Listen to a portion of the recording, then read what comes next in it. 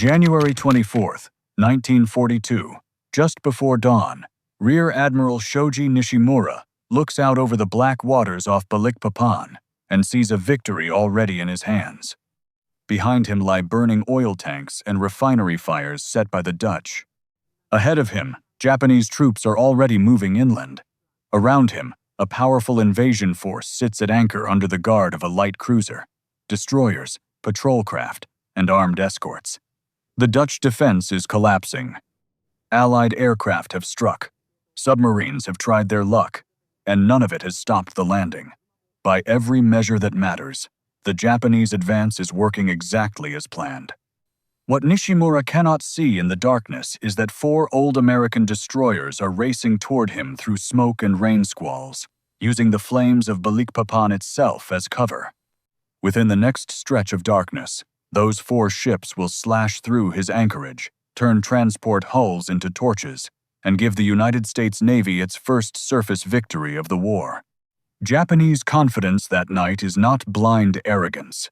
It is built on a month of almost uninterrupted success. Pearl Harbor is behind them. British battleships have been sunk off Malaya. The Philippines are reeling. Across Southeast Asia, Allied forces seem to bend backward every week. Balikpapan is not just another harbor on the map. It is oil, fuel, industrial value, and strategic reach, all in one place. Japan needs it. Japan expects to hold it. That expectation feels reasonable. Nishimura's convoy is large, his escort is serious, and the defenders on land are already losing. Even the sea itself seems to favor him. The anchorage is crowded, but it is protected. The landing has begun. The fires ashore make the night ugly, but they also suggest a beaten enemy destroying what it can no longer save. To Japanese officers watching the coast burn, the battle seems to be entering its final stage, not its most dangerous one. The Allies have tried to stop this force before it reached Balikpapan, and that failure matters. American patrol aircraft found the convoy, yes, but sighting a target and destroying it are not the same thing. Air attacks came in scattered blows. Dutch bombers damaged transports. A submarine got close enough to fire, but the convoy kept moving. The Japanese were advancing so quickly in those weeks that every Allied response felt late, thin, or improvised.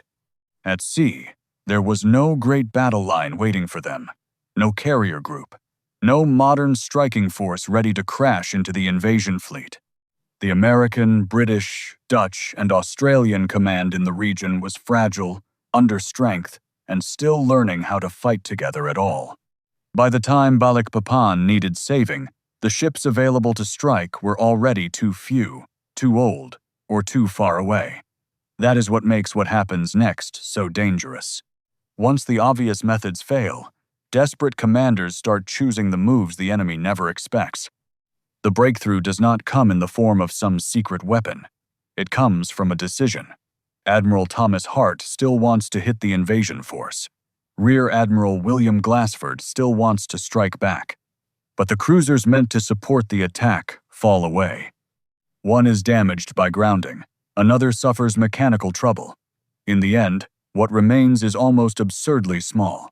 4 old Clemson-class destroyers under Commander Paul Talbot, John D. Ford, Pope, Parrott, and Paul Jones. They are flush-deck, 4-stack destroyers from another naval age, ships that look more like leftovers from the previous war than the answer to Japan's modern offensive. Yet that weakness hides a kind of opportunity. They are fast enough. They carry torpedoes. They are small enough to slip through darkness. And Talbot understands what the mission must become. Not a formal fleet engagement, not a measured exchange, a knife fight in smoke. On paper, the 4 destroyers do not look like ships that should rewrite anyone's night. Each carries a battery of torpedoes and open-mount guns, but their age shows in the awkward arrangement of the tubes and the limitations of their equipment. They are not built for elegance. They are built for violence at close range. That is all Talbot needs. He orders his captains to make torpedoes the primary weapon and transports the primary target. Do not waste the attack on pride. Go for the loaded hulls. Go for the ships carrying men, fuel, ammunition, and momentum. At high speed, even old destroyers become terrifying in the dark.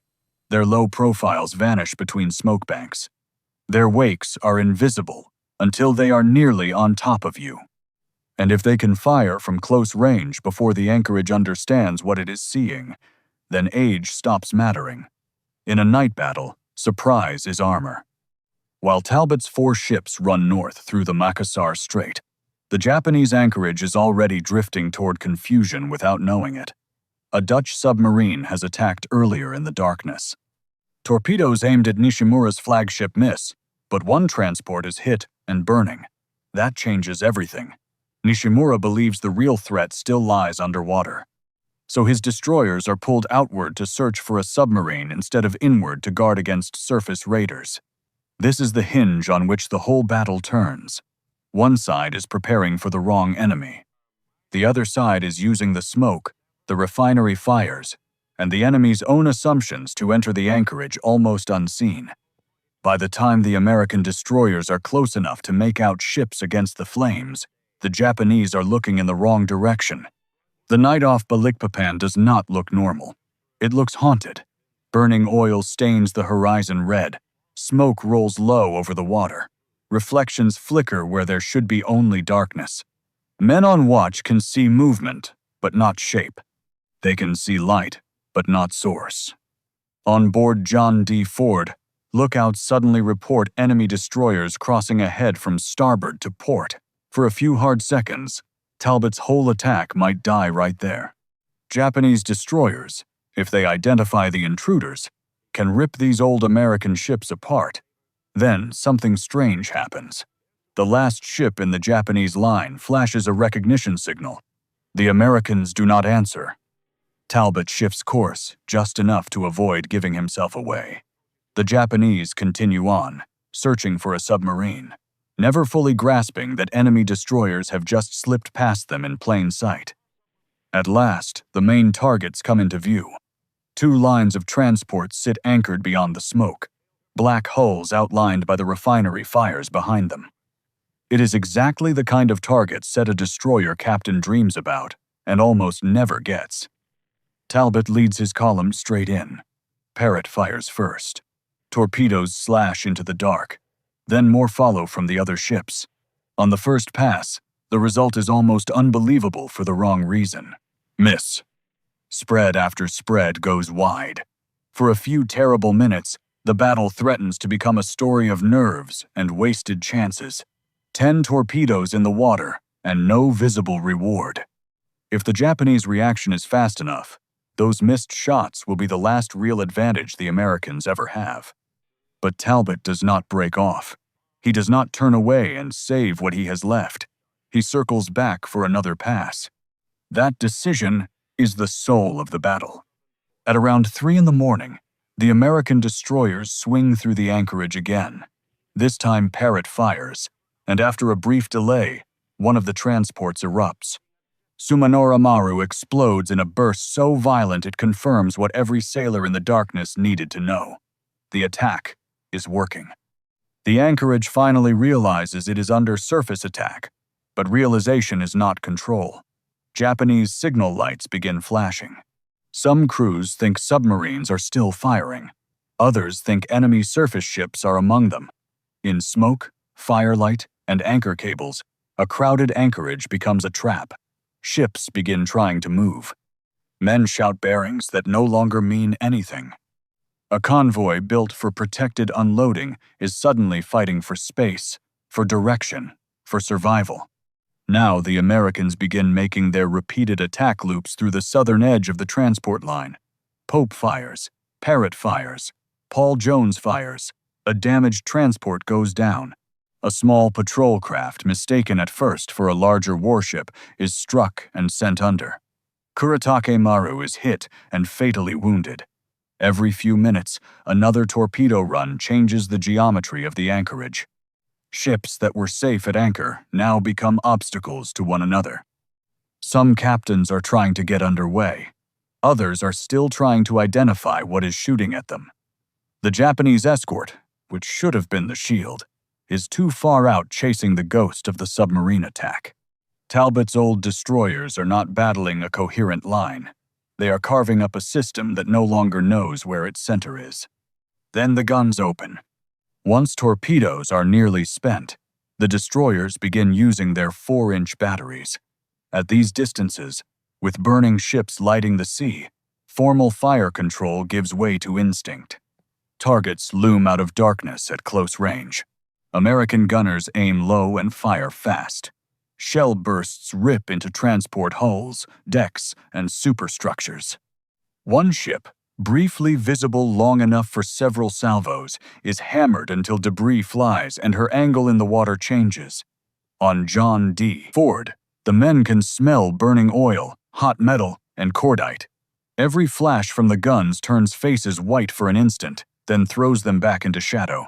This is not elegant naval warfare. It is sudden, blunt, and intimate.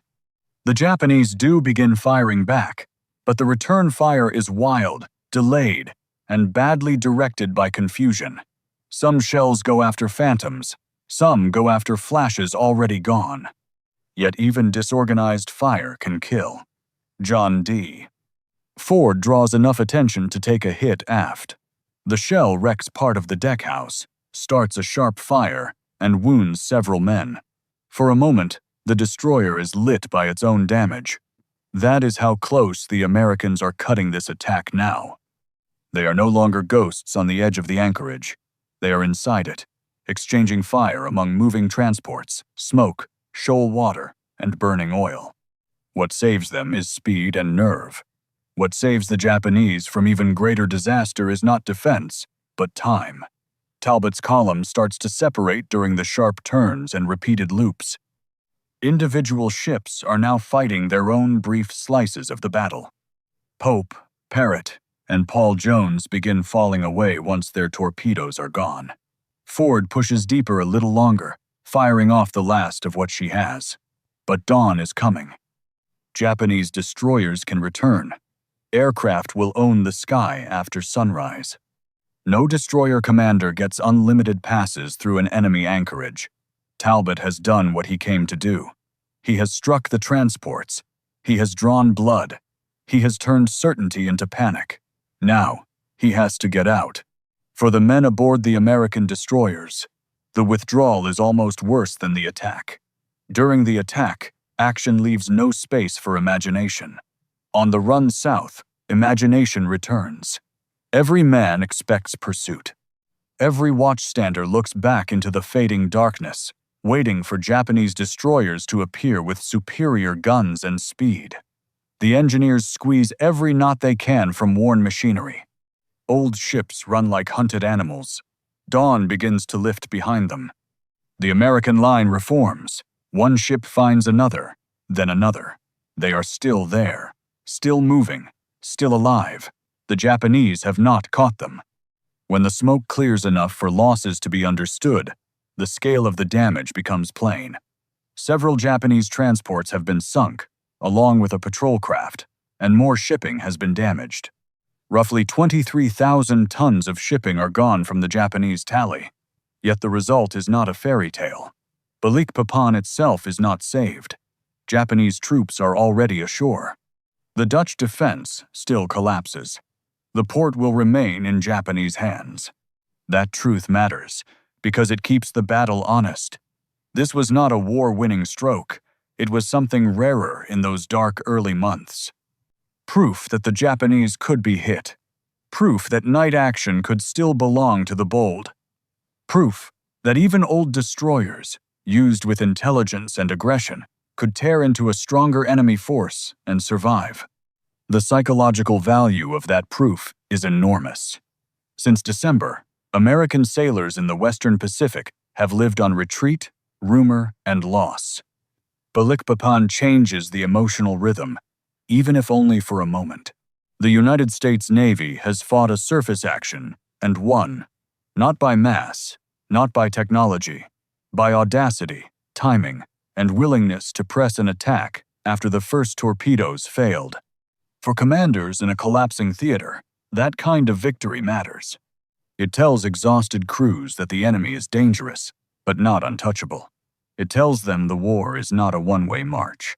The wider strategic picture remains harsh. ABDA command is still outmatched.